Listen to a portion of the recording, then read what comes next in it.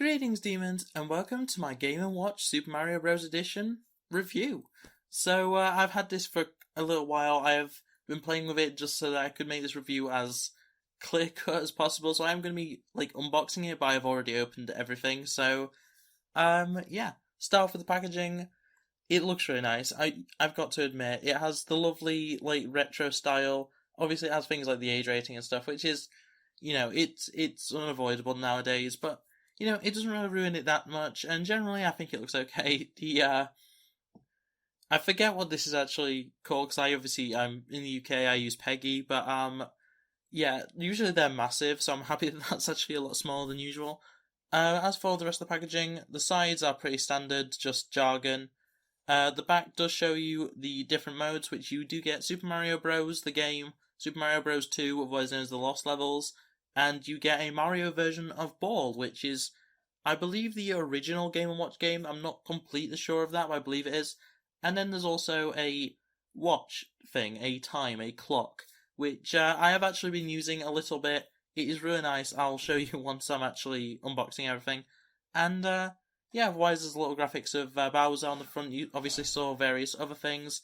And yeah, it's just some nice packaging. This Mario stuff is actually a slip cover.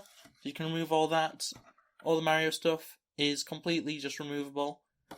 Which does end up leaving a pretty standard looking Game & Watch box.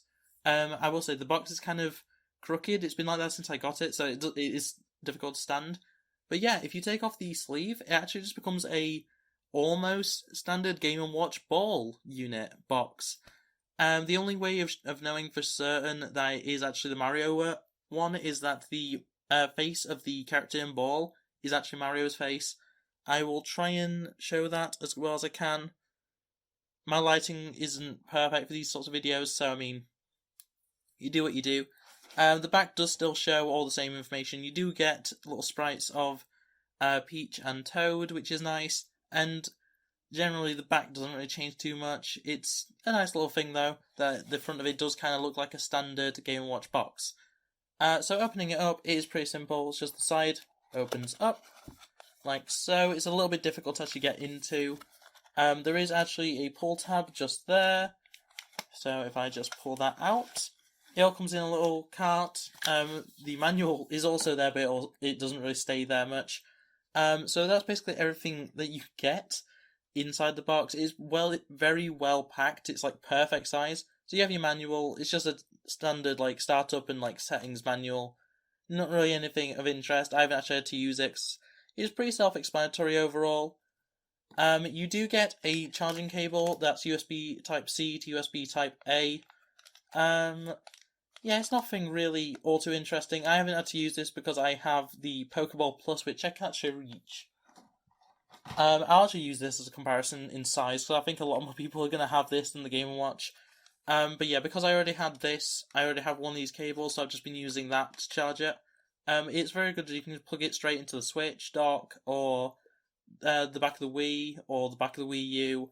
So if you have a Nintendo console already, this cable's really good for that. I'll move that out of the way for the time being. And yeah, that just leaves the actual Game & Watch itself. So just take it out of the little cardboard sleeve essentially, and it's in a little plastic sleeve. Move it from that, and there we go. It has a very classic Famicom, which is the Japanese SNES, not SNES, NES, sorry, colour scheme, which I believe was shared by the original Ball Game & Watch, but I'm not completely certain of that. I'm not too familiar with Game & Watch as a whole, other than the dual screen one, which was Donkey Kong, which was orange and white. I don't know why I know so much about that one, but yeah, it's a pretty small screen. It's comparable to a DS Lite top screen, though I don't know, maybe that's even a bit too generous for how big it is. It does look pretty nice though. It's a decent screen. It is a high quality screen, and generally the build quality is actually really good. The front is completely metal. All the rest of it is plastic. On the back, you have all your little legalese and stuff, and various other bits and bobs, your barcodes and stuff. It does just have four. I think it's standard tri-head screws. So pretty easy to open, most likely. I'm not going to be doing that in this video. I'm sure Spawnwave has already done it.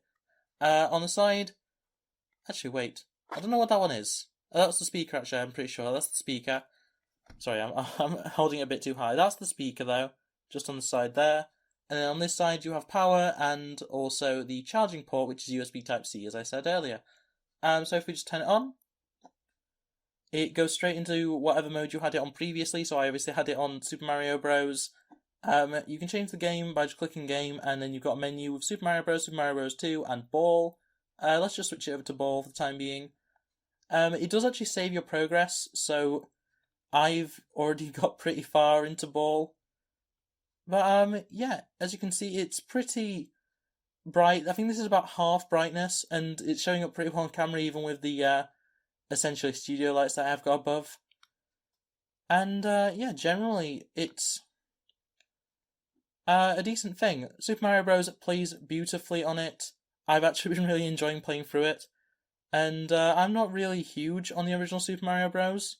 I'm not really gonna. I can't see it properly, so. Oh, I died.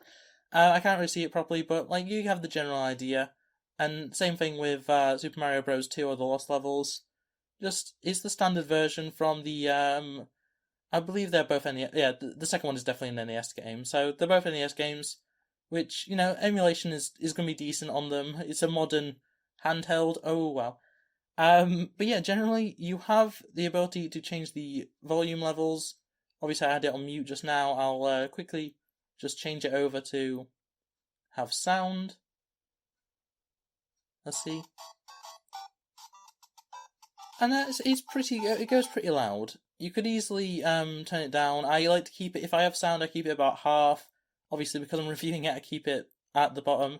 This is on full brightness. If I just turn it down to bottom, it's still very good. The D-pad is a little bit odd in terms of the menu.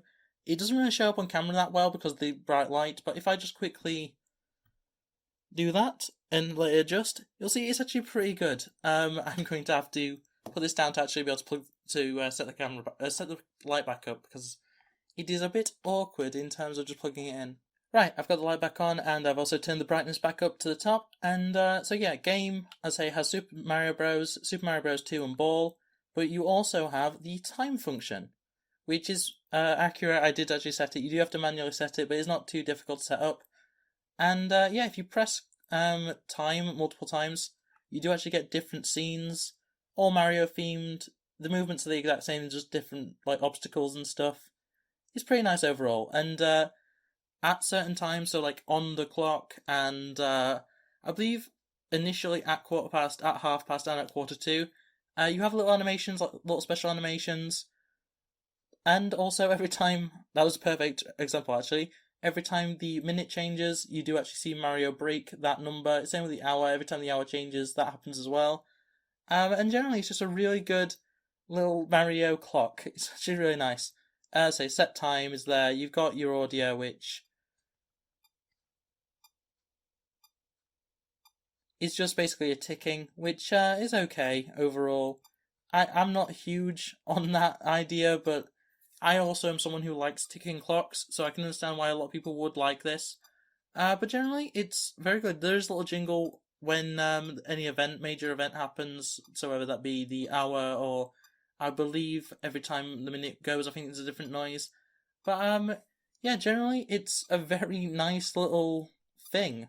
I'm sure a lot of people will enjoy something like this, and for the price as well, this is the price-ish of a new Switch game, and you're getting 3 games essentially, plus a watch function, and it's a portable. I don't think there's much wrong with it. But generally, that is going to be everything for this review. So I hope you enjoyed it. Let's subscribe, all that jazz, and I will see you next time. So without further ado, it's from me, and yeah, bye. Lunar rainbow flag, happy pride, rabbit with facts.